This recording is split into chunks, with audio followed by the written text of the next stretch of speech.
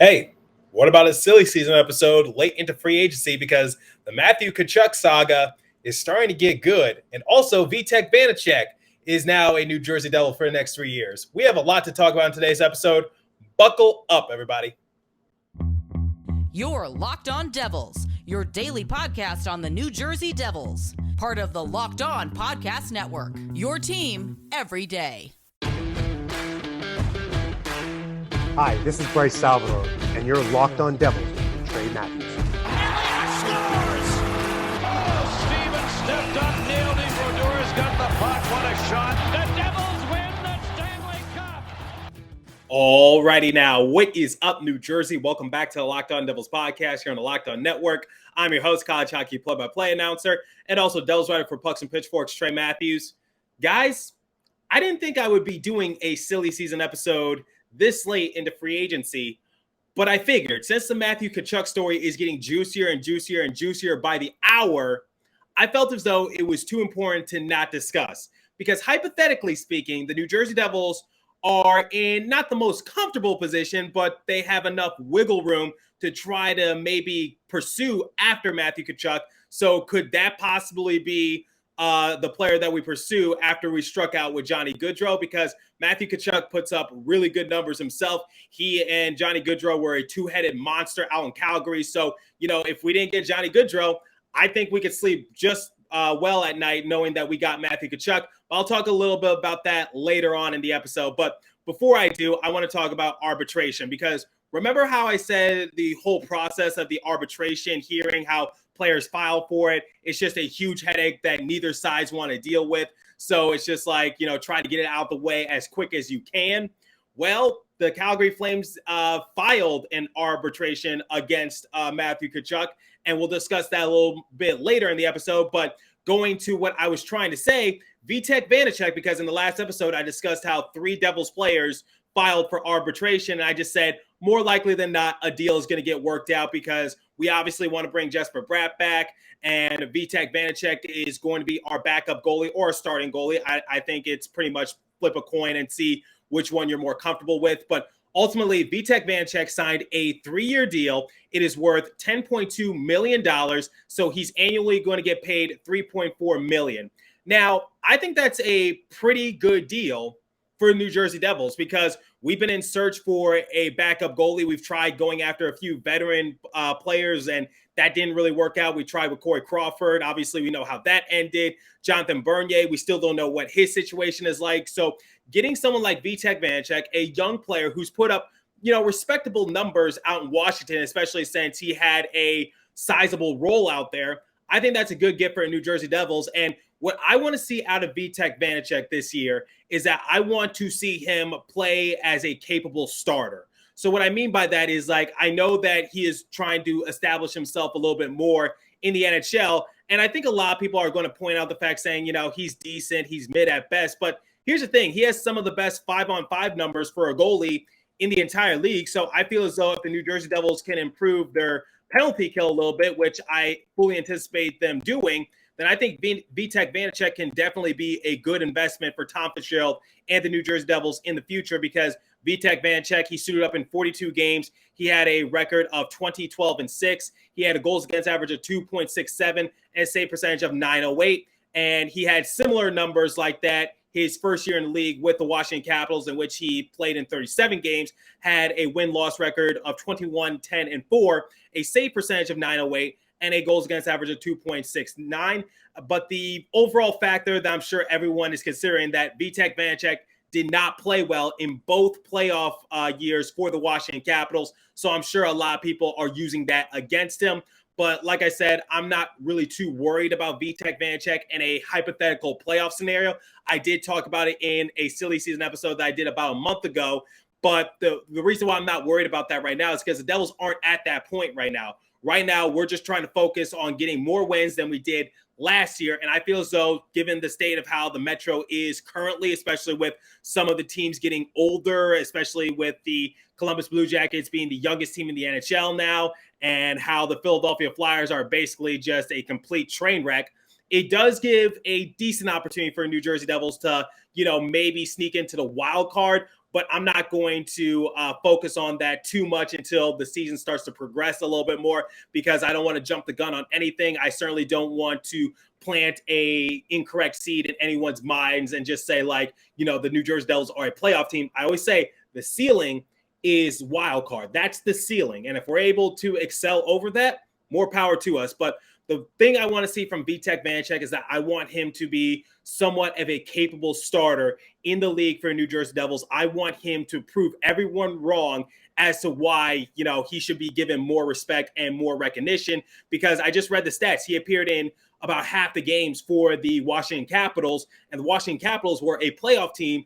And the fact that Washington is better than the New Jersey Devils just because they're a team full of veterans. They won the Stanley Cup just a few years ago. So I'm sure a lot of people are going to say, like, his numbers are going to get worse. They're not going to get better. I'm on the teeter-totter a little bit in that regards. I'm like, they could get better. They could get worse. But that's the case for a lot of players. I don't know what the case is going to be. I'm not Sidekick. But the one thing I could say is that I think Vitek Vanecek is definitely going to be a solid option for the New Jersey Devils. Now, the question is, should he be the starter and should Mackenzie Blackwood be the backup? I'm going to say no, because I don't want to jump Vitek Vanecek into any uncomfortable positions right away. Maybe you look at year 2, and if Mackenzie Blackwood isn't back, or if Mackenzie Blackwood isn't dealt away in a trade, then definitely look at it in a Vitek Vanecek's second year with the New Jersey Devils. But for right now, I would just say just crawl before we walk and just see who fits in better. So I feel as though Mackenzie Blackwood is still going to be the starter for the New Jersey Devils, and I haven't lost hope in him. But for Vitek Vanecek, it's just like, like I said, he's still young himself. He doesn't really act as a mentor towards Mackenzie Blackwood. He does have more playoff experience than Mackenzie Blackwood. But my overall mindset is simply this, which is I really don't want to rush another goalie into an uncomfortable position, because we've already had to deal with that a lot last year. So that's my only thing towards the New Jersey Devils and their overall plan. Tom Fitzgerald said he is perfectly content with Vitek Vanecek and Mackenzie Blackwood being the New Jersey Devils' top 2 goalies coming into this year. So I knew a deal was going to get done. So next one to fall is probably Jesper Bratt, and see if we can get an extension worked with him. I believe we can, because arbitration hearings aren't for like another week or 2. So I feel as though an offer is definitely going to be presented to Jesper Bratt once again. I'm sure we're going to get something worked out. Said in the last episode, I expect for him to get maybe somewhere in the $6 million range, somewhere in that ballpark. So hopefully a deal is worked out in that regards. And then Tice Thompson, it's going to be straightforward, which is he played in Utica. He was hurt most of the year. So I don't think that's going to play that much of a factor. But Vitek Vanecek, now we got our backup goalie solidified. So hopefully the New Jersey Devils are able to capitalize on it. Now, before we continue with today's silly season discussion, I want to bring you guys the first live read this morning, and it comes from our friends at Built Bar. So from the people who invented healthy and tasty comes the latest gift for your taste buds. You've probably tried the amazing coconut brownie chunk Built Bar, but guess what? Your friends at Built have given coconut brownie chunk the puff treatment. That's right. Coconut brownie chunk Built Bar's flavors you love in delicious, chewy, marshmallowy, covered in 100% real chocolate. It's like a fluffy cloud of coconut brownie goodness. But don't stop drooling and listen. They're good for you, low calorie, low sugar, high protein, and all delicious. Coconut brownie chunk puffs are here for a limited time. So go to built.com to make sure you don't miss out. They are going fast because they taste amazing. All Built Bars are covered with collagen protein, which your body absorbs more efficiently and provides tons of health benefits. Eat something that tastes good and is good for you. The best part about Built Bar is that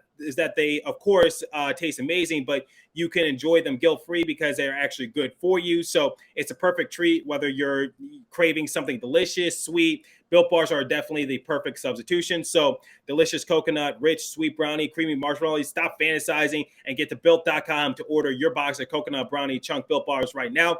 Go to Built.com, use promo code LOCKED15, and you'll get 15% off your order. Again, use promo code LOCKED15 for 15% off at Built.com. Okay, like I said in the beginning of the episode, I did not anticipate to be doing a silly season episode this late into free agency. But lo and behold, the story is getting juicy out in Calgary. First, Johnny Gaudreau announced that he was not going to re-sign with the team. Then he's narrowed his decision down to the New York Islanders and the New Jersey Devils because the Flyers couldn't offer him anything. And then, according to reports, he was trying to work out a deal with the New Jersey Devils, but the Columbus Blue Jackets just swooped in at the last second and offered him a contract. And Johnny Gaudreau was like, I want to go there.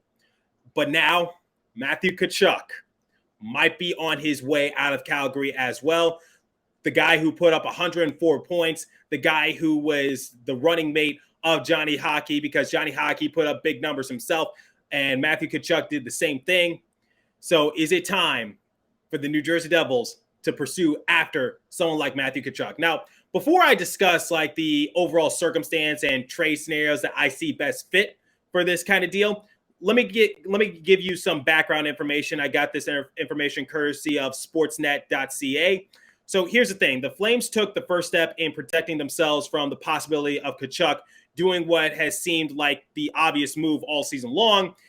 He'd avoid filling that arbitration and sign his $9 million qualifying offer by Friday's deadline. So the Calgary Flames released this on their Twitter page. They said, the Flames have filed for club-elected salary arbitration with Matthew Tkachuk. This provides us the opportunity to continue to work with his representatives towards a contractual resolution while removing the possibility of an offer sheet. So the Flames are just trying to protect themselves. They've learned their lesson from Johnny Gaudreau because they don't want the possibility of Matthew Tkachuk going to unrestricted free agency next year and then leaving for essentially nothing. So this was a smart business move for them. However, I'm sure a lot of people are wondering what's going to happen. What does this mean?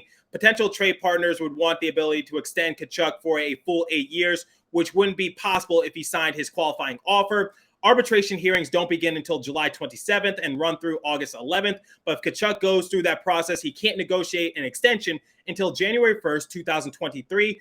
So it seems more likely that a trade is going to happen, long story short. And I'm sure a lot of people are just like wondering, like, wait, what? Can you sum that up a little bit?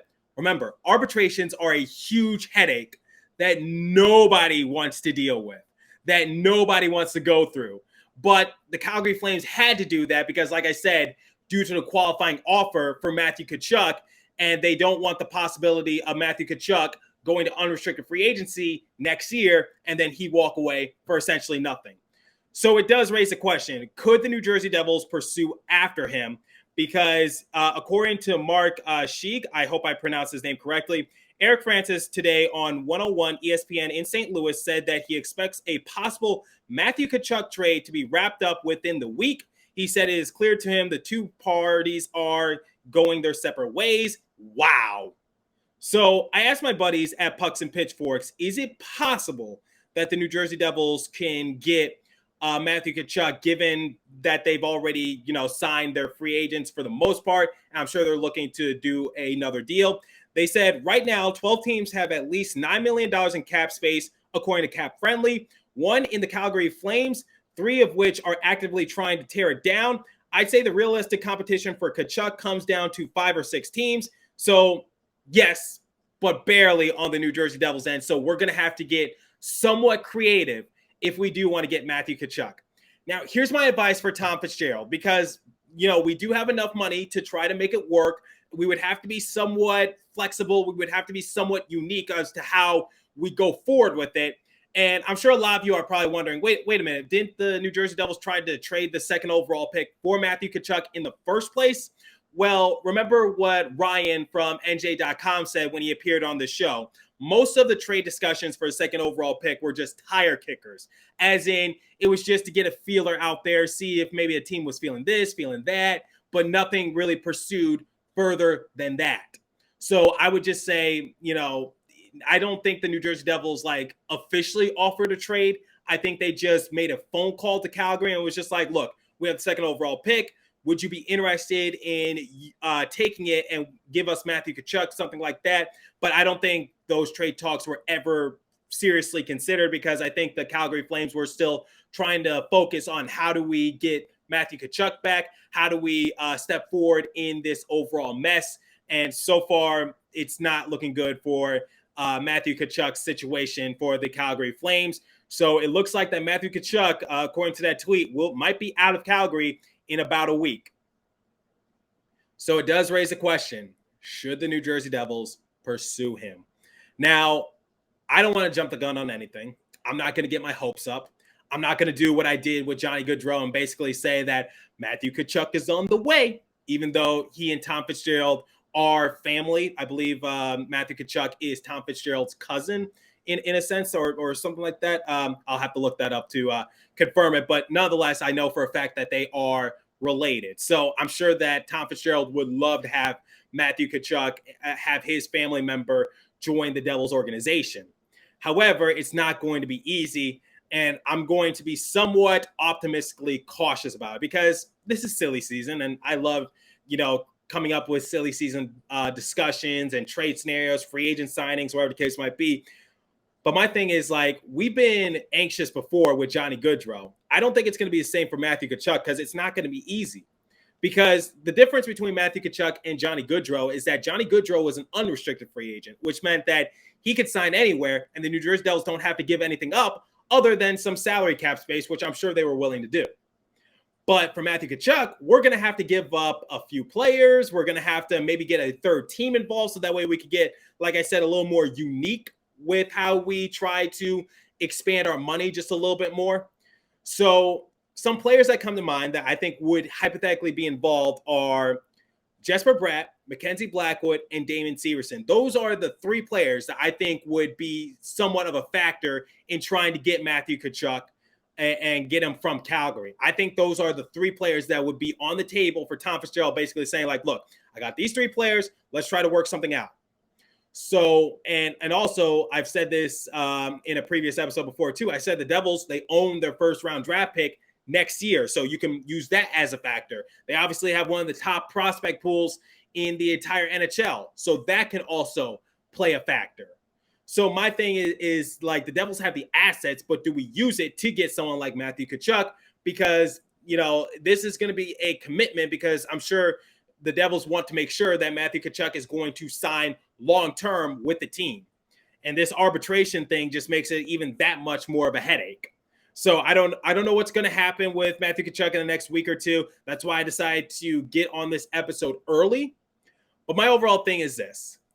I think the New Jersey Devils should be somewhat intrigued with Matthew Tkachuk, and rightfully so, because, the man put up very good numbers for the Calgary Flames, and he's definitely heading in the right direction, and he's still relatively young. He's only 24 years of age, and yet he already has solidified himself as an NHL All-Star, and he can only go up from here.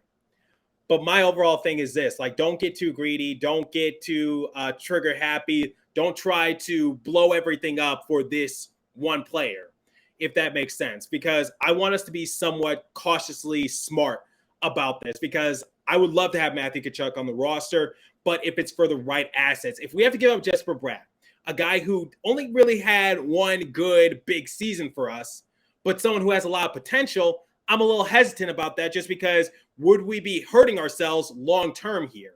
I don't know, but I think Matthew Tkachuk definitely deserves a look at.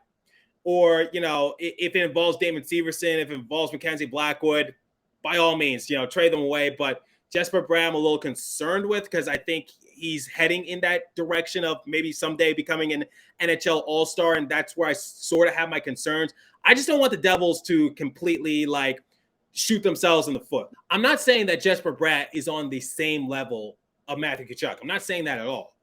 I'm just saying, I just don't want us to hurt our process and our growth for one player, if that makes sense. So that's my overall concern, and that's where it lies with the New Jersey Devils and how we pursue this. But Matthew Tkachuk would be a great addition for the New Jersey Devils. And the fact of the matter is this, he's an NHL All-Star. He put up 100-plus points this past season while playing with Calgary. And he is definitely a winger, and he is a top six option that I think I would love to have on the team. That no ands, ifs, or buts about it. But let's be smart about this. Let's not get greedy, and let's just see how this goes and this develops. So I'm just saying this, guys. The New Jersey Devils have a legitimate chance because they are one of the few teams that can offer the asking price for Matthew Tkachuk. And, we have just enough money to make it work. We're obviously going to have to get creative with it, but it could hypothetically work. But I'm not saying it's likely. I don't think the New Jersey Devils are really going to be serious contenders for Matthew Tkachuk because I don't think they're going to, try to go all in for this particular player, just because, there's just a lot of what ifs. There's a lot of unanswered questions. And I just don't know. And it seems like Matthew Tkachuk really has his eyes set on St. Louis. I think he wants to get back into the States, but, we already saw what happened with Johnny Gaudreau. Johnny Gaudreau said he wanted to go home, ended up going to Columbus, albeit that is closer than Calgary, but just putting that out there. So if Matthew Tkachuk wants to go to St. Louis, definitely something to take into consideration. But I would love to have Matthew Tkachuk, and if we are able to make it work, I'll definitely be smiling from ear to ear. It would be sad to see someone like Jesper Bratt go. I wouldn't say he's like bona fide a piece to be a part of that hypothetical deal. I'm just saying he would definitely be brought up because Jack Hughes is our franchise player and Nico Hischier is our captain. So between the baby big three, I'm sorry, but Bratt is unfortunately going to have to be the odd man out in this sort of sense because Jack Hughes, franchise piece, Nico Hischier, captain. That's just how it works. But Matthew Tkachuk, man, that would be something, and I would definitely be looking forward to that. And also maybe Mackenzie Blackwood, Damon Severson. And by the way, we'll talk about Damon Severson and his overall situation with the New Jersey Devils in a future episode. But let me know what you guys think. Should the New Jersey Devils pursue after Matthew Tkachuk? Because we have the cap space to do it. Have to get creative with it. We have the assets. We have the players. Is it time to make that big deal like I was hoping for during the course of free agency? Let me know what you guys think. Leave a comment down below. And if you're listening on a podcast streaming service, hit me up on my personal Twitter page at TreyMatt4 and the show's Twitter page at Locked On Devils. As for today's episode, that's all the time I have for you guys. Thanks for listening. Continue to stay safe. Have a wonderful day, New Jersey. Go Devils, and I'll catch you guys in the next episode. Thanks for listening once again.